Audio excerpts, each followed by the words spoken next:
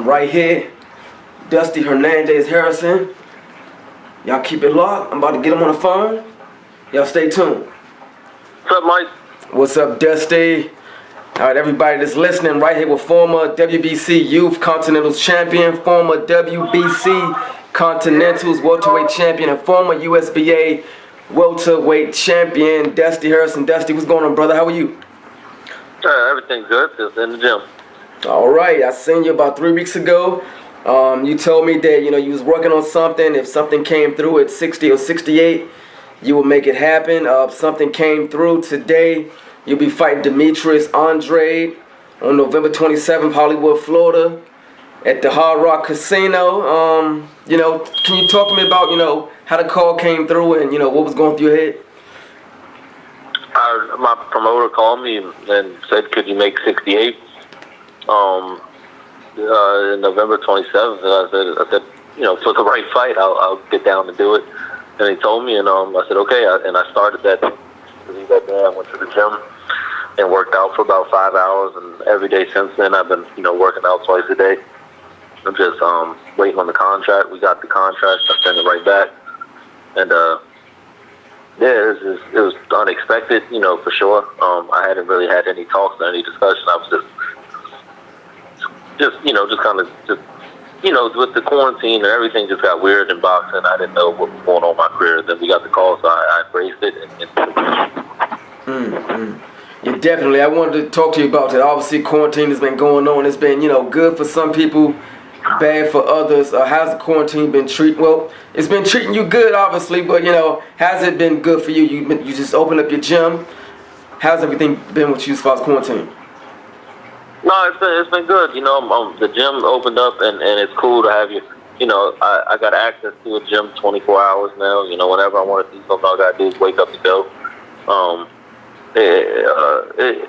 Quarantine's been good to me. I feel like I came out, in a better position than when I started, so I'm not complaining at all. Yeah, definitely. Demetrius Andrade, champion. You were a former champion at 47. Your last fight was at, I believe, 75 or 70. The fight before that, about a year ago, under KBW Promotions in Maryland. That fight, I believe, was at 54. How comfortable? No, that fight was at, since I've been back, I actually fought at 68, 68, 60, and then 75. Okay, I'm sorry, excuse me. Yep. Yeah. So, how comfortable are you at 68? Oh, I'm fine, man. The first thing that I see everybody, giving backlash to is, Demetrius Andrade fighting a welterweight. Come on now, this is bullshit. What they don't realize is that I'm probably a lot bigger than him. I'm probably way bigger than him, so I'm comfortable. Okay. So you guys generally about the same height. Weight is not really a factor. It's more so.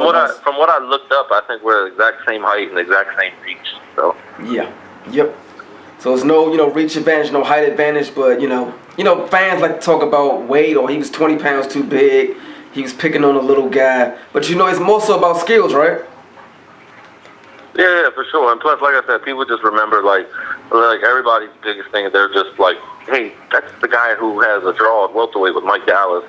And hopefully that's what Andre thinks of me too. So This is a big fight for you under Eddie Hearn's Matchroom, DAZN. Can you? How big is this fight for you? Is this a life-changing fight for yourself? Yeah, 100%. It's a life-changing opportunity. It's life-changing when there's a draw. I have every intention, going in there and winning, and this is the fight, that. When you turn pro and like this is your big break, this is kind of what you wait on after you go from being, a little prospect and trying to become a contender and go, this is the fight that you wait on, this is the call that you wait on. And it's just funny how life works, it took 9 years, took a lot of ups and downs for me to get the call, but, it's here and I got nothing to do but embrace it and get in the gym. Definitely. A lot of the mainstream media knows who you are. You was former sparring partner for Canelo. Who else have you sparred that, the fans would know? Oh, shit. I've been in there with Canelo, Danny Garcia, Lamont Peterson. I was coming up, with Chop Chop. It's Austin Trout, Erickson Lubin, a shit ton of like prospects. I could go on all day naming them. But yeah, I've been in there with a lot of people. Okay, all right. Now I know you know Lantes Fox. Obviously, you know Lantes Fox for Demetrius. Me and him worked a lot before this. Obviously he came up a little bit short against Demetrius Andrade. What did you take out of that fight? What's crazy is I didn't get a chance to watch it, but what's even worse is when they told me who it was fighting. I actually never watched them fight before. So I went home and I watched about 6 fights back to back to back. Yeah. I think every one that I watched, he knocked the guy down in the first round. That's good to know. now you guys are co. I'm sorry. I think just the particular fights that I happen to choose, every single one, he knocked the guy down in the first round. So. And you guys are co-main under Danny Jacobs and Gabe Rosado, right? Yeah. Okay. Now, obviously, Gervonta Davis, he's fighting Leo Santa Cruz. They're fighting at 30. They got, his belt and another belt at 2 weight classes on the line. You paying a section fee for his, 60-pound title or no? Say that one more time. I said, like Gervonta Davis is fighting Santa Cruz. They're, fighting in one division, but they have 2 different division belts on the line. Is this the same type of situation with you, or is no sanction fee involved with you? No, there's no belt on. It's a non-title fight. Okay. 10 rounds, no belt on the line. Just fighting at 168. Yeah, when I first saw the poster, when you posted a little bit earlier, I thought it was a joke. I was like, Dusty ain't about to fight Andrade. Hey, look, it was unexpected to me too. So, shit, from the last time you seen me, I think I'm 16 pounds less. So. Okay. Yeah, like I said, I started right away when they gave me the call. Will there be any fans at the fight? I don't believe so. I think it's going to be in a bubble. Okay. Not 100% sure. I think I skimmed through that part of the contract, and I went to the purses and rematch calls and fights after this. Okay. All right. Yeah, I'm sure you're gonna get, you're gonna be paid handsomely for this fight. It's a lot more money, to be made. Yeah, of course, it's more money than than I've ever made for a fight. And don't get me wrong, it's not, it's maybe not as huge as people would expect, but shit, I'm happy. I'm just happy to have the opportunity to finally do something big in boxing. Definitely. Is Andrade your toughest chest or no? Yeah, of course. I'd be a liar if I tried to downplay it and say otherwise. But again, I just think a lot of people because they haven't seen me. So like a lot of people really haven't seen me since 2016. They don't really watch my comeback fights in 2019. So they don't really know how much my skill set has matured. So they don't.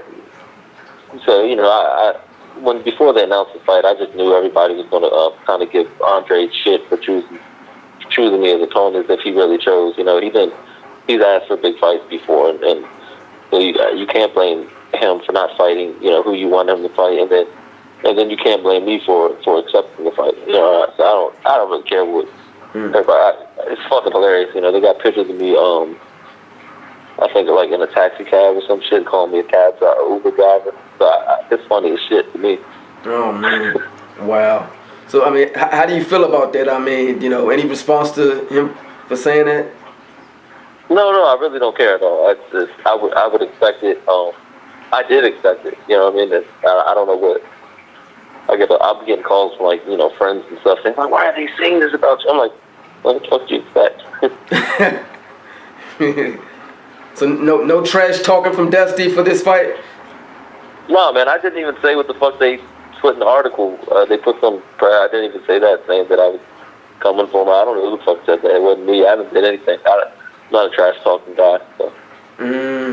Yeah, actually, your dad called me literally like 5 minutes after I hit you up on Instagram, and he told me, he was like, yeah, they printed that trash. That wasn't true. Dusty don't talk like that. And I was like, Yeah, I don't know who said it. I have no idea where they got that from. Yeah. It's sad to say controversy sells. You're the first person I talked to. I haven't talked to anybody else. But wow. I don't know. It's so sad that controversy sells and people willing to print trash just to get a headline. Yeah.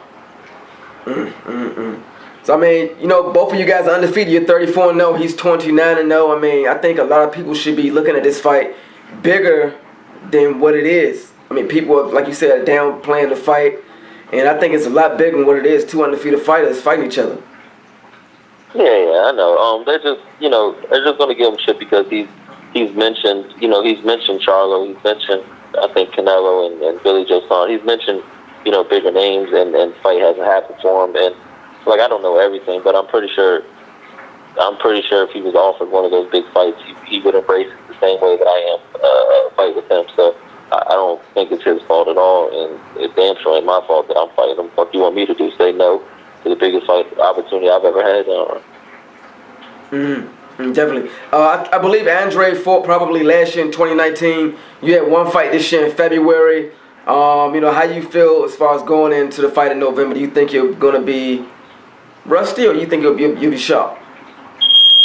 Yeah, I mean, I'm do the best I can. Well, I would love to have more time. You know what I mean? It's the biggest fight of my life. I'd love to have fucking 3 months if I could, but, you know, I can't have everything. So, I'm gonna get the best version of me ready and go forward with the fight.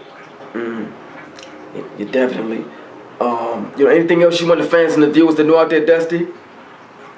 No, I appreciate the support. You know, as soon as the fight got announced, as many messages as I got from people I didn't know or that didn't know me being negative, I got the same amount of positive messages from people around me.